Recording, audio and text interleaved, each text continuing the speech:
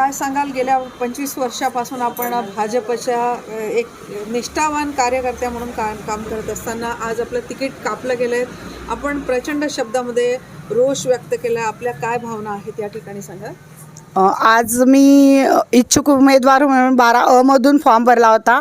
12 हा अनुसूचित जातीसाठी प्रभाग राखीव होता, त्यामुळे मी तिथून फॉर्म भरलेला होता आणि मला सांगितलं गेलं होतं की ताई तुम्ही फॉर्म टाका आणि आपण तिकीट देऊ.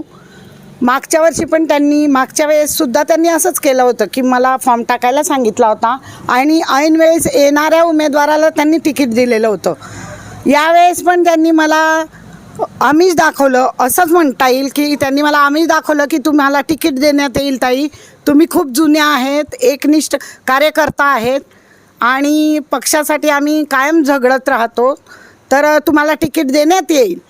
पण मला आज दुपारपर्यंत पण फॉर्मसाठी AB फॉर्मसाठी काहीच फोन आलेला नाही आणि नंतर याद्या डिक्लेअर झाल्यावर समजलं की RPI वाल्यांना ते तिकीट देण्यात आलं आहे. तर माझा आपल्या स्थानिक आमदार राजूमामा भोळे यांच्यावर तीव्र नाराजी आहे, कारण की त्यांनी जर मला म्हणायला पाहिजे होतं की ताई तुम्ही वेगळ्या 1 नंबर 2 नंबर किंवा 4 नंबरमध्ये फॉर्म भरा, तिथून तुम्हाला तिकीट देऊ. पण वेळेवर त्यांनी मला काहीही नाही सांगितलं आणि पक्षाने मला विश्वासात पण घेतलेलं नाही आहे. मला हे म्हणायचं आहे की हे सगळीकडेच झालेलं आहे. आम्ही फक्त काम करायचं, वर्षानुवर्ष काम करायचं का? आणि बाहेरून येणाऱ्यांना त्यांनी तिकीटं दिले गेलेत. युतीची घोषणा झाल्यावर ठीक आहे, तुम्ही युतीसाठी दिले, पण तुम्ही जर जुन्या लोकांचा जर विचार करत होते, माननीय गिरीश भाऊ महाजन यांनी सुद्धा सांगितलं होतं की आम्ही निष्ठावंतांना तिकीटं देऊ. मग निष्ठावंत आम्ही गेले कुठे? जर वेळेवर त्यांना वेगळ्या लोकांना तिकीटं द्यायचे होते तर मग आम्ही काय करायचं इथे पक्षामध्ये राहून? आपल्याला असं म्हटलं जातं की भाजपा हा घराणेशाहीचा पक्ष नाही आहे.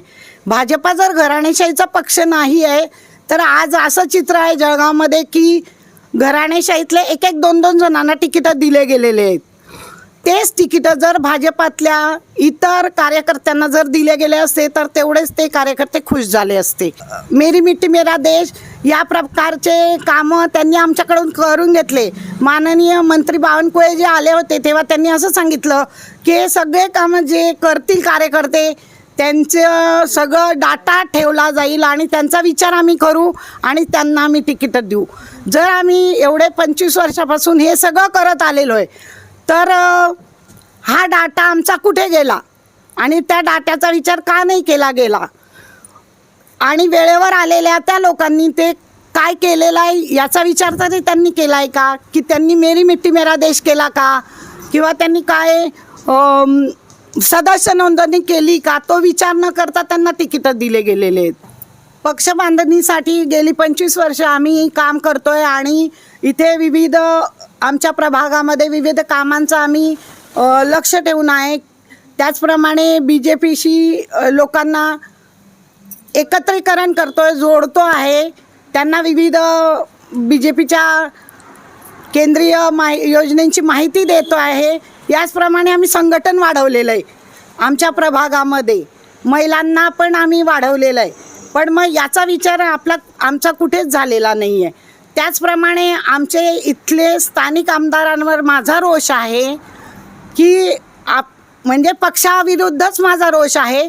जर आमचे स्थानिक आमदार इथे होते तर त्यांनी प्रभारी म्हणून बाहेरून आमदार आणण्याची गरज नव्हती, कारण आमच्या स्थानिक आमदारांना इथले कोण पदाधिकारी किंवा इथले कोणते कार्यकर्ते काय करतायत त्यांना त्यांची अगदी जाणीव होती आणि माहिती होती की ते किती काम करू शकतात आणि ते किती पक्षाशी एकनिष्ठ आहे हे आमच्या स्थानिक आमदारांना माहिती होतं. आणि जर बाहेरून आलेल्या आमदारांनी जर एकत्र करून जर असं केलेलं असलं उमेदवारांविषयी तर त्यांना तर काही माहिती नव्हतं ना की हे लोक म्हणजे ज्योती निंभोरे काय आहेत, की ज्योती निंभोरेंचं कार्य काय आहे. तर ते तर आमच्या स्थानिक आमदारांनाच माहिती आहे ना की ज्योती निंभोरेंनी काय कार्य केलेलं आहे. तर आमच्या स्थानिक आमदारांवर ते सोडायला पाहिजे होतं त्यांनी, त्याच्यातूनच ते निवडलं गेलं असतं. या सर्व कारणामुळे माझी उमेदवारी नाकारल्यामुळे मी भारतीय जनता पार्टीच्या पूर्ण पक्षश्रेष्ठींवर नाराज आहे आणि माझ्या परिवारातील सगळे लोक यावर नाराजी व्यक्त करत आहेत.